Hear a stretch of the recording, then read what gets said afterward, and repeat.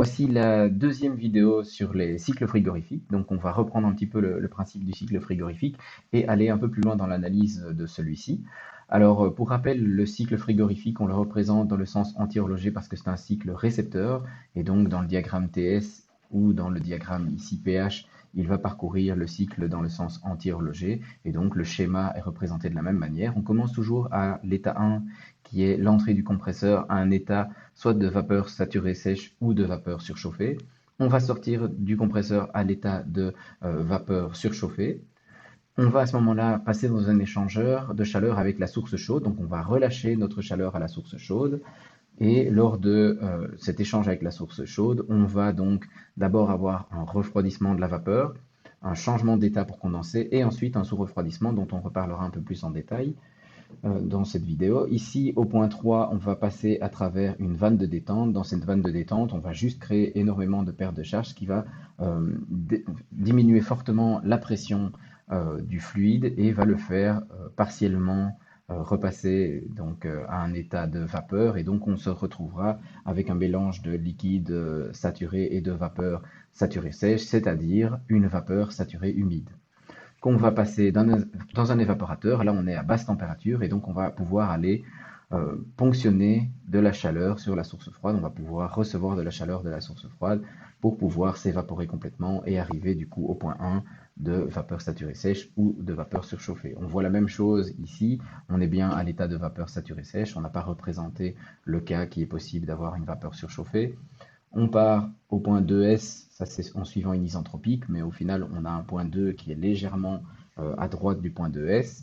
On a l'isobar ici de 2 à 3, dans laquelle il y a le changement d'état. On a ici l'isentalpique de 3 à 4, parce que à l'intérieur de la vanne de détente, bien, il n'y a pas de travail et on ne considère pas d'échange de chaleur, et donc on se trouve sur une isentalpique. Ok, et bien sûr, il n'y a pas de travail dans les deux isobars, hein, ici, donc de 4 à 1 et de 2 à 3, et donc on se retrouve à chaque fois avec uniquement des échanges de chaleur qui sont, donc Q est égal à delta H, et donc ici à chaque fois on a les échanges de chaleur qui peuvent être calculés avec les différences d'enthalpie.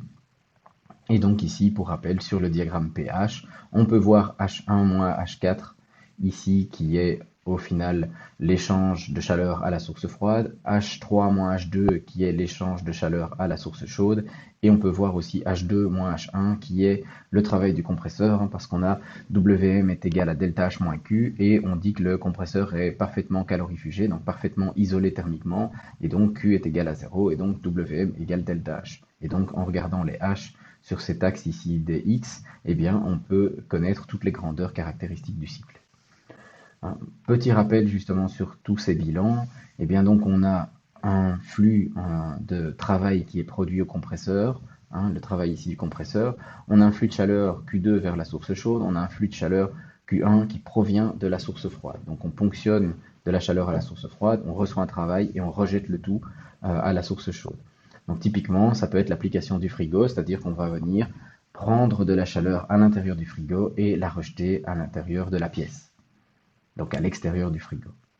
Alors ici, l'autre exemple qui vous est montré, eh bien c'est l'exemple de la pompe à chaleur qui au final fonctionne exactement comme un cycle frigo, sauf qu'en fait ici, on ne va pas refroidir l'intérieur de la maison, mais on va venir ici prendre de la chaleur à l'extérieur, sur l'air extérieur, et on va rejeter cette chaleur à l'intérieur de la maison.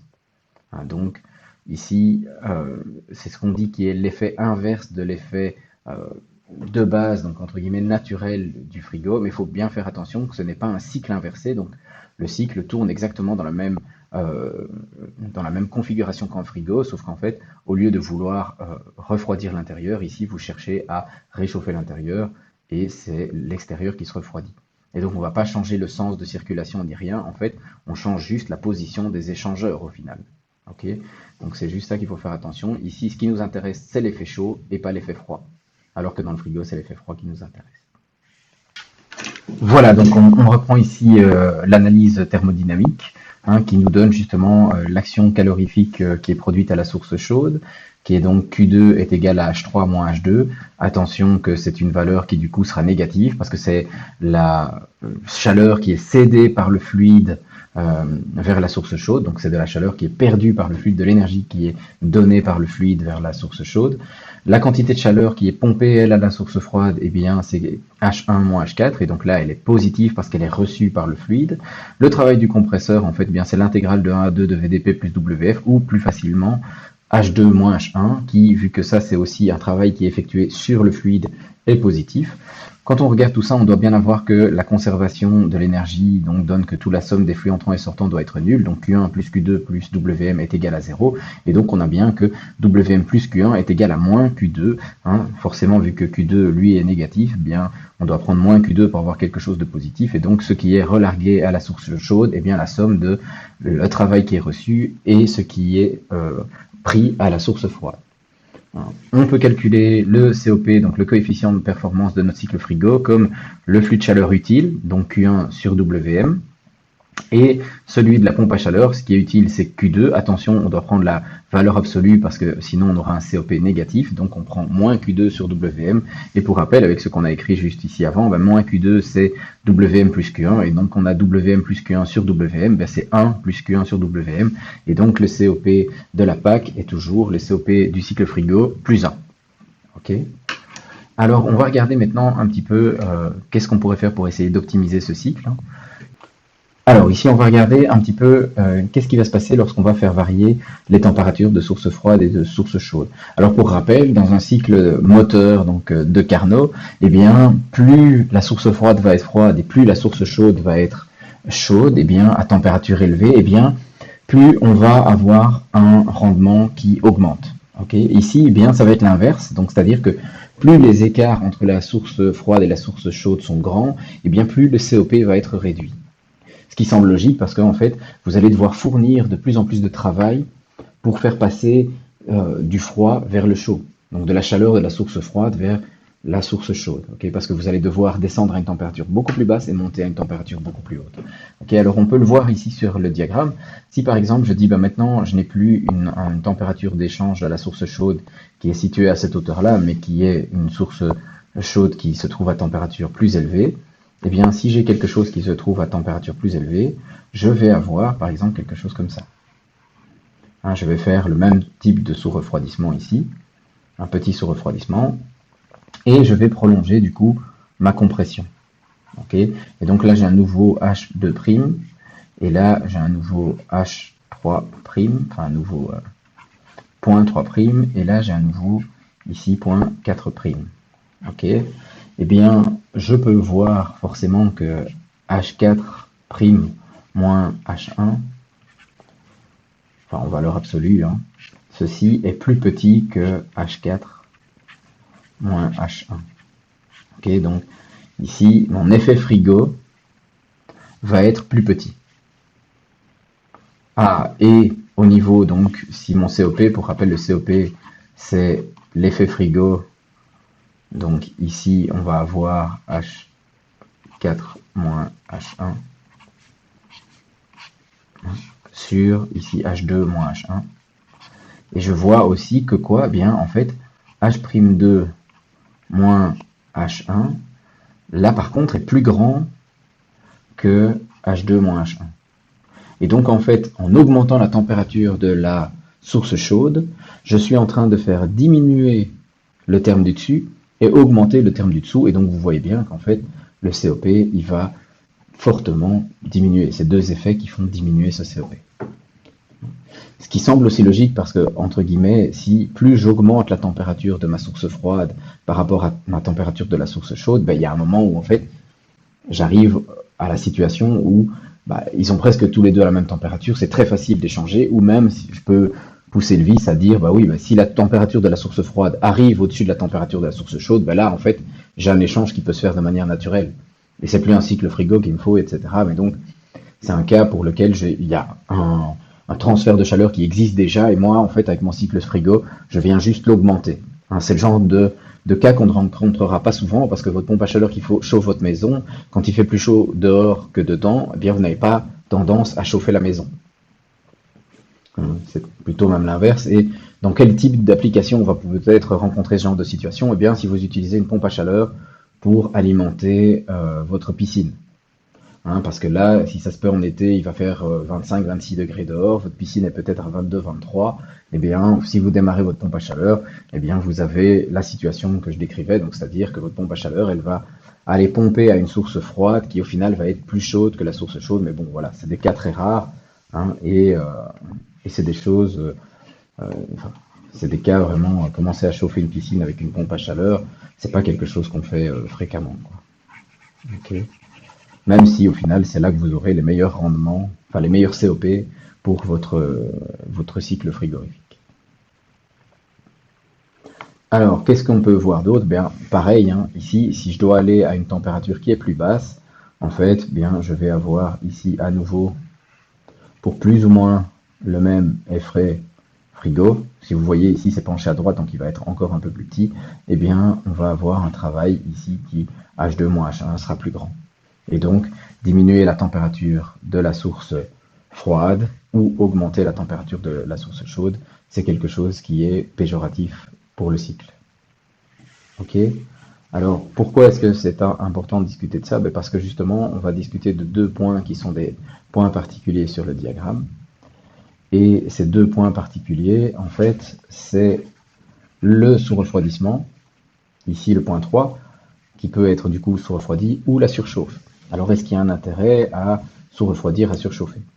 Alors, l'intérêt, en fait, il y a un intérêt pour le sous-refroidissement, c'est quoi? C'est de pouvoir contrôler votre cycle. Parce que si vous dessinez un cycle, ok, vous allez avoir, hop, ici je reprends une autre couleur. Donc, si vous dessinez votre cycle, vous allez avoir quelque chose comme ceci ici. Vous allez avoir votre cloche et le cycle qui va venir parcourir celle-ci. Ok. Donc ça, c'est votre diagramme. Quel est l'intérêt du coup de dire oui, mais maintenant, en fait, moi je veux un point qui est là et qui est lui sous-refroidi. Alors, il y a des gens qui vont penser à tort qu'avoir ce point sous-refroidi, ça permet de gagner ici l'espace. Ça permet de faire ce refroidissement-là en plus. Donc cette différence, donc si j'avais fait le cycle que j'avais d'abord dessiné et qui s'arrêtait à l'intérieur de la cloche, j'avais ce point H4, et avec mon nouveau H4', eh bien je vois qu'en fait je fais un effet frigo qui est plus grand pour ici le même travail entre H1 et H2. Ok, et donc j'augmente mon COP. Bien ça c'est faux. En fait ce point-là, il n'est là que pour contrôler à quel point vous êtes dans le cycle. Pourquoi? Parce que en fait, avec tous les moyens de mesure classiques, c'est-à-dire quoi? Les moyens de mesure classiques, c'est pression et température. Et bien en fait, tous ces points-là, comme ils sont sous la cloche, qui sont ici, pour rappel, dans un pH, eh bien ils sont sur une isotherme et une isobare. Et donc en fait, ils ont tous la même pression et la même température. Ah, qu'est-ce qu'on avait fait pour éviter ça et pour pouvoir caractériser ces points? Eh bien, on avait dit on va introduire une nouvelle grandeur qui sera la grandeur X. Ben, sauf que cette grandeur X, comment vous la mesurez? Comment vous la mesurez en direct dans un fluide, enfin dans un mélange ici qui est vapeur et liquide? Quelle est la fraction de vapeur? Quelle est la fraction de liquide? Ben, ça, il n'y a pas d'instrument de mesure pour mesurer ça qui existe, quoi. Ok?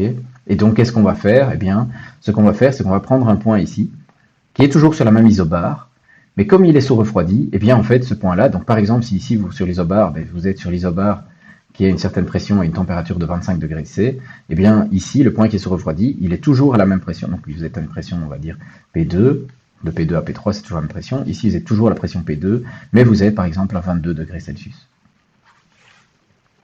Ah, vous êtes à 22 degrés Celsius, et donc du coup, être à 22 degrés Celsius et la pression P2, eh bien je sais que je suis sorti de la cloche, ce point-là, c'est un liquide sous-refroidi, il est unique, et donc je sais où je suis. Et donc en contrôlant ça, eh bien je sais que mon cycle n'est pas en train de faire, hop, ceci ici par exemple.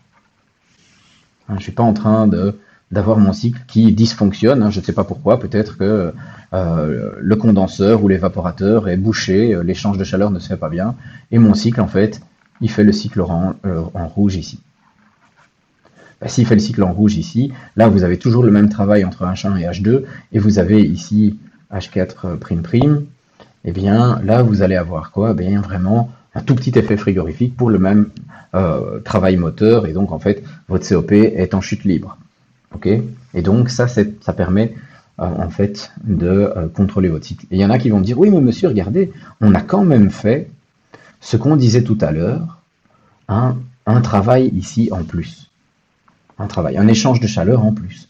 Donc au final, être à 22 degrés, c'est plus intéressant. Ah, mais si vous pouvez être à 22 degrés dans cet échangeur-là, ça veut dire que par exemple, ben, votre source chaude est à 22 degrés. Eh bien moi, je vais vous dire du coup, enfin à 22 degrés plus une différence, donc la source chaude va peut-être être à 17 degrés. Mais moi, je vais vous dire une chose, si vous savez refroidir jusqu'à 22 degrés, ben, ça ne sert à rien de refroidir. Ce serait plus intelligent de venir se placer ici. C'est-à-dire de faire toute la transformation à 22 degrés et s'arrêter à ce point-là. Ah, comment est-ce qu'on s'arrête à ce point-là, vu qu'on n'a pas de contrôle, c'est ça qui est compliqué. Mais pourquoi? Ben parce qu'en fait, ici, ce que vous allez avoir, ben c'est si vous arrêtez à 22 degrés et que vous faites votre transformation tout à 22 degrés, bien ici, effectivement, vous allez perdre un peu. Hein, cette partie-là, quand vous faites le refroidissement, vous la faites et vous ne la faites pas quand vous vous faites à 22 degrés. Mais l'intérêt, c'est quoi? C'est qu'à 22 degrés, vous allez vous arrêter là. Et cette partie-ci que vous allez gagner, en fait, en travail que vous n'allez pas faire, hein, vous allez vous arrêter ici, en H2 prime, prime, prime, si vous voulez, eh bien, cette partie de travail ici que vous n'allez pas faire, vous allez la gagner, ça va être beaucoup plus intéressant à gagner parce qu'en fait, c'est le terme avec lequel vous allez diviser. Ok, et donc en fait, si vous avez déjà un COP de 6 ou autre, agir sur le terme du dessous va vous permettre de gagner beaucoup plus. Ok, on va prendre un exemple bête, hein, mais je dis ok, j'ai un COP de 8 sur 3. Quel est le plus intéressant? Soit d'agir, entre guillemets, parce que si vous regardez, les effets sont plus ou moins de la même taille, eh bien, vous allez agir au-dessus en disant, ah bah oui, si j'agis au-dessus, il me reste 7 tiers, et si j'agis en dessous, c'est 8 demi, là j'ai 4 en fait. Donc vous voyez la différence, c'est plus intéressant de venir jouer sur ce terme en dessous que sur le terme au-dessus. Et donc, ne vous trompez pas, si parfois on vous dit, ah oui, mais pourquoi, à quoi il sert ce point-là? Eh bien, c'est pour bien être sûr qu'on est en train de faire un bon cycle et bien le contrôler. Parce que si je pouvais avoir un truc qui me mesure x égale 0, eh bien, au lieu d'être sous-refroidi à 22 degrés, je m'arrêterais à l'état de liquide saturé à 22 degrés. Ce serait beaucoup plus efficace. Ok? Pareil du coup, en fait, pour l'autre transformation. C'est quoi cette autre transformation? Eh bien, c'est de dire la surchauffe, dont on a déjà parlé. Hein, de dire, tiens, ben en fait, j'ai toujours ici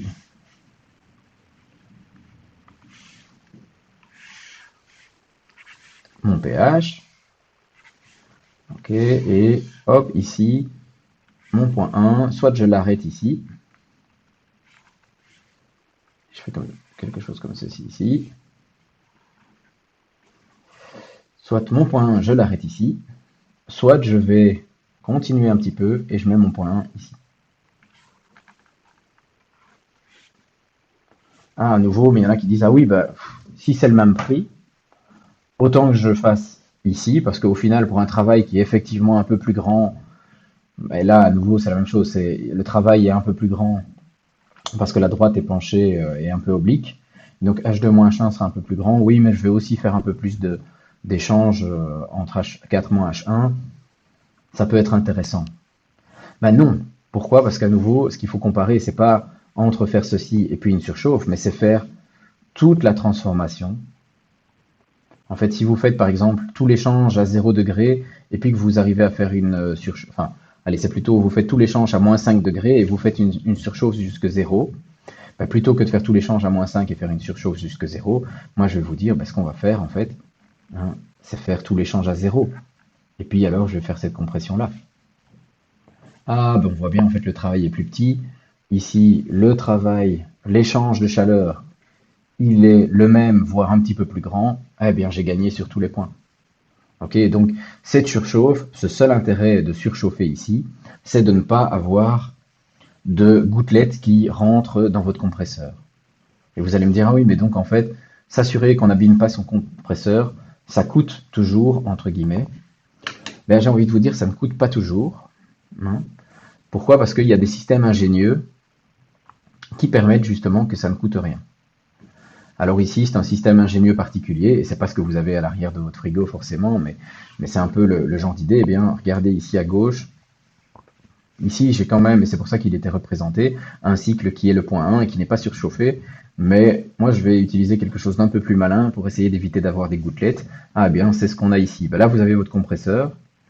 Hein, vous avez votre point 1 avec votre compresseur, votre point 2 qui est ici, votre point 3, donc c'est je passe bien au condenseur. Puis de 3 à 4, j'ai une vanne de détente.